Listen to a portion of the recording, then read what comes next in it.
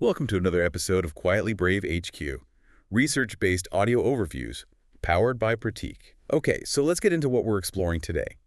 It's this concept that life might operate a bit like a simulation, or maybe a stage where we're all playing a part. Right, and it feels very modern, very digital age, but it's an idea with really, really deep roots. It is. So what's our goal here?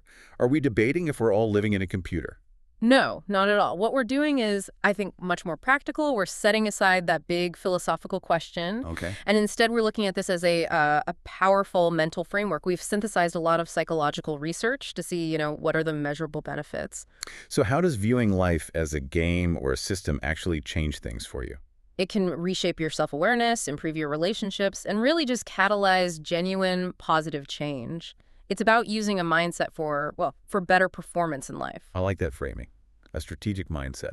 Because it does feel like a tool humans have always used, you know? It really is. You hear Shakespeare's line, all the world's a stage, and it just clicks. But, the Stoic philosophers were operating with this exact same idea, just on a much more practical level. Absolutely. People like Marcus Aurelius, Epictetus, their entire teaching was basically this. Control your responses, not the event. Exactly. They taught that you have to distinguish between the script, the external events you can't control, and how your character, how you choose to react. But I think a lot of people hear the word acceptance, and they immediately think of passivity. Right.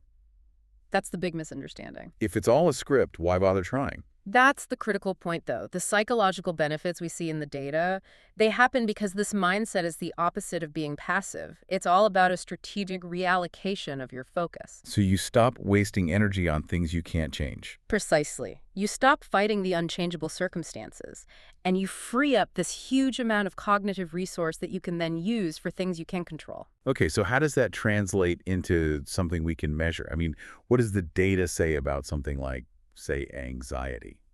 The evidence is pretty robust. There was a large meta-analysis in 2022. It pulled together 47 different studies, thousands of people, Gotcha. and it found that people using these acceptance-based strategies saw an average 41% reduction in anxiety symptoms compared to control groups. 41%. That's significant. It's huge, and it's not about just feeling better. It's about strategically redirecting that wasted effort inward toward your own growth and action. Which, sounds an awful lot like the foundation of modern therapy. It's the core of cognitive behavioral therapy, isn't it? It is. CBT teaches that while the events might be fixed, our interpretation and our reaction to them are completely within our control. Exactly. And the simulation mindset, it gives you that psychological distance you need to actually do the work of CBT effectively.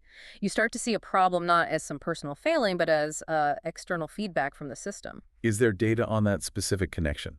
There is. A 2023 Stanford study tracked almost 900 people applying these exact principles. And the outcomes for them? They were really significant.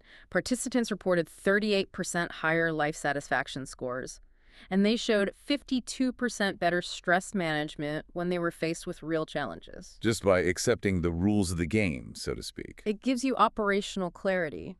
And if life has rules, then a challenge isn't a roadblock anymore. It's just an obstacle you have to get past to proceed.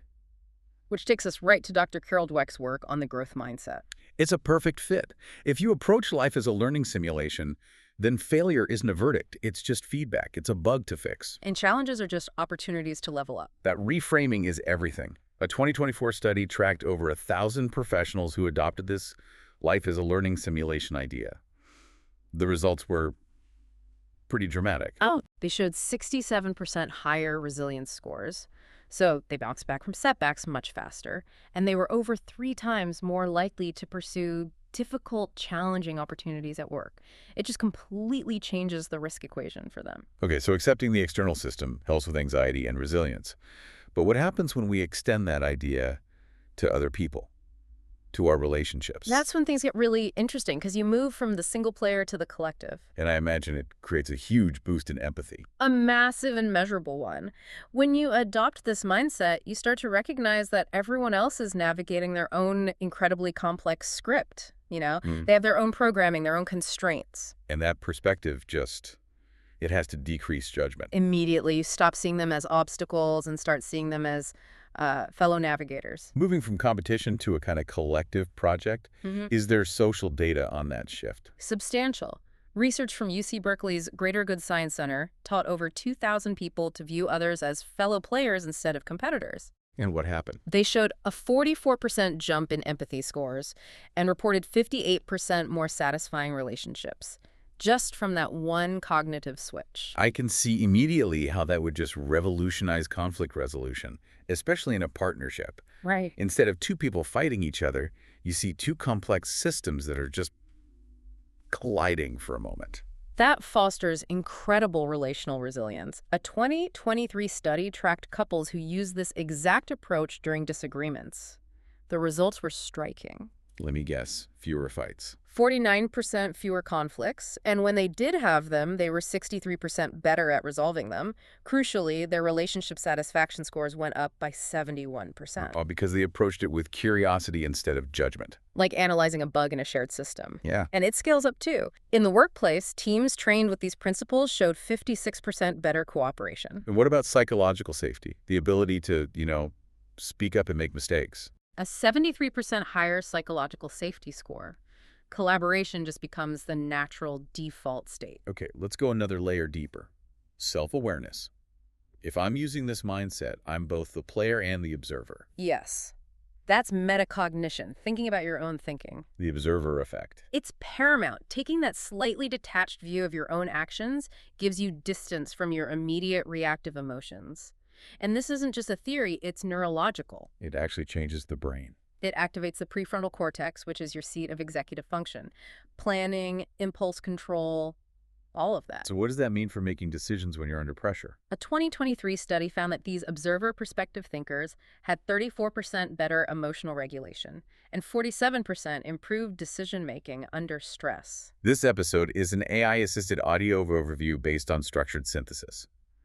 That non-judgmental observation seems like the key piece, especially now with the whole quantified self-movement where we're tracking everything. It pairs perfectly with it because you start judging the data and you start seeing it as objective feedback from the game engine. Which shifts you from shame to strategy. It's a powerful shift. People who track their metrics with a curious stance achieve 82% better goal attainment rates than people who track the same data with a harsh, critical approach. Because shame just paralyzes you. Feedback helps you iterate. And it lets you spot your personal algorithms, those predictable, unconscious if-then patterns that really govern your behavior. So you're basically debugging your own life. Precisely. You stop seeing bad habits as character flaws and start seeing them as just suboptimal code.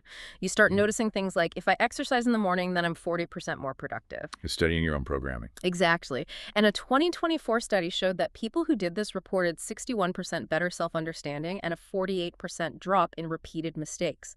They were consciously rewriting their own algorithms. Which brings us to AI, artificial intelligence. We're building these systems that operate on inputs, processing, and outputs. And it feels like in doing so, we're kind of holding up a mirror to ourselves, aren't we? It is the ultimate mirror. It shows us the architecture of our own decision-making. MIT Media Lab research found that people who interact with AI while asking themselves, how am I similar to this system, showed, well, a 57% improvement in critical thinking about their own thought processes. But there's a flip side. I mean, so many people, the data shows over 2/3 of adults report real anxiety about the pace of technology. Yeah. They feel overwhelmed. They feel like passive victims of a system that's out of their control. Right. And this is where the systems perspective becomes this incredible protective factor. The same research found that people who viewed themselves as strategic participants who adopted that simulation mindset showed 45% less technology-related stress. So the paradox is, by accepting you don't control the huge external system, you gain total clarity about what you do control, your attention, your response. It's about cultivating an internal locus of control. the feeling that you're holding the controller, not just watching the screen. That's the perfect analogy. And that feeling is arguably one of the most powerful predictors of well-being we have. Is there data to back that up? A massive 2023 review, over 100 studies, 40,000 people, it found that individuals with a strong internal locus of control report 71% higher well-being scores. It's profoundly empowering. Okay, so this all sounds great in theory, but let's make it concrete. What does a daily practice actually look like to get these results? There's a really good actionable framework from the University of Pennsylvania's Positive Psychology Center. They broke it down into a few daily steps. First is the morning reset. A morning reset, what's that? It's just a 3-minute intention setting practice. Before you jump into the day, you mentally define the level. You set one specific growth-oriented intention. And that alone makes the difference. Yeah. That simple act resulted in 33% better emotional regulation for the rest of the day. You start with purpose, not just reaction. Okay, what's next? Observer moments. 3 times a day, just mentally step back. Imagine you're watching your character on a screen and ask, what is this character doing right now? That detached observation. That alone increased self-awareness scores by 47%. You catch the bad algorithm before it fully runs. And then at the end of the day, an evening analysis. Exactly, a 5-minute review.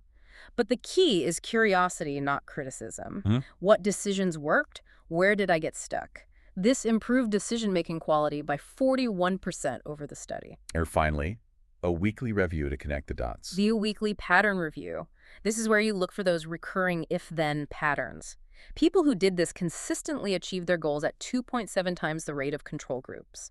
You're moving from being in the system to operating on the system. So when you aggregate all of this, I mean, the numbers are just transformative, aren't they? A 43% average drop in stress, 39% in anxiety symptoms. And those are just the internal metrics. Socially, a 52% improvement in relationship satisfaction, a 68% jump in resilience. This isn't just marginal self-help, it's like changing your entire operating system. And for me, the most incredible part is the ripple effect. That it doesn't just change you. No, the social network analysis showed that close contacts of the participants, people who got no training, saw a 23% improvement in their own well-being. It's contagious. It creates a positive ecosystem. So really, what all of this means for you, the listener, is that the data is compelling. Adopting this mindset, seeing yourself as both the player and the observer, is an incredibly robust framework for navigating the complexity of our world with resilience and purpose. We've spent our time here talking about how to identify the patterns you're already running, the default algorithms. Right. But the really provocative question to end with is this. Based on this data, what growth will you choose? What negative patterns will you consciously break? And what new, more effective algorithms will you strategically write for yourself starting now? Thank you for listening to Quietly Brave HQ, research-based audio overviews powered by Pratiq. Until next time, namaste.